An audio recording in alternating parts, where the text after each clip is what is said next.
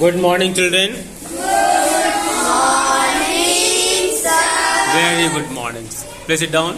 Thank you. And once again we are here to discuss on very important topic, that is Asoka, the emperor who gave up war. Asoka, the emperor who gave up war. Asoka was one of the greatest ruler of this country, और I can say that on the earth. इस पृथ्वी पर जितने भी शासक हुए उसमें अशोक का एक अलग स्थान है. Can you find why he was considered greatest among rulers? Because he was the only ruler जिसने अपने पीक पर जाने के बाद मतलब कहने का मतलब माउंट एवरेस्ट के पीक पर नहीं, हाँ, पीक पर जाने के मतलब अपने कैरियर, अपने लाइफ, अपने जो उनका रूल था उसके वो पीक पर गए. मतलब उस ऊंचाई पर जाने के बाद लोग डरने लगते हैं.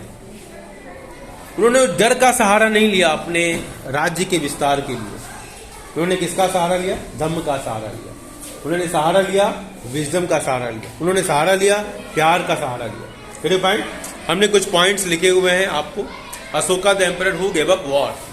एम्पायर क्या होता है, कैपिटल क्या होता है, मैसेंजर कौन होते हैं, और ट्रिब्यूट और धम्मा. ये इंपॉर्टेंट पॉइंट्स हैं कुछ. पॉइंट तो एम्पायर क्या है? एक्सटेंसिव ग्रुप ऑफ स्टेट्स और countries ruled over the by single monarch और ओलिगार्की और अ सॉवरेन स्टेट. तो एक बहुत बड़े एरिया में राज्य करने वाले जिसका विस्तार बहुत बड़े एरिया में हो. ठीक है, यहाँ पर एक मतलब निकाला जा सकता है कि किंगडम और एम्पायर के बीच में क्या अंतर है. तो एम्पायर जो है उनका एरिया बहुत बड़ा होता है, उसके रिसोर्सेज बहुत बड़े होते हैं, उसके सोल्जर्स बहुत बड़े होते हैं, सब कुछ बड़ा होता है. और किंगडम जो है छोटे होते हैं. पॉइंट. तो हम अशोक के बारे में अगर हम बात करें तो अशोक का जो राज्य था जहां से उन्होंने शासन किया वो मगध का हिस्सा था. पाटलिपुत्र कैपिटल था उसका. पॉइंट. और इसका विस्तार जो है वो बहुत बड़े एरिया में हुआ था. मतलब आज जो अफगानिस्तान आप देखते हो वहां तक इसका विस्तार था. पॉइंट.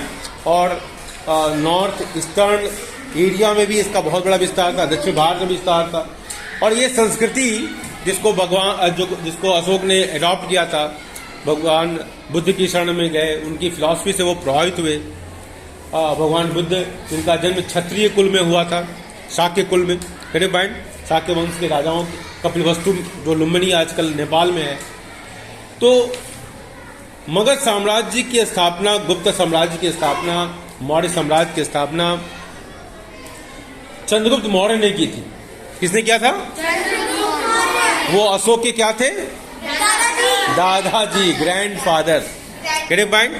तो यहां से उनकी यात्रा शुरू होती है. और अशोक के फादर का क्या नाम था? हुआ था फादर बिंदुसार.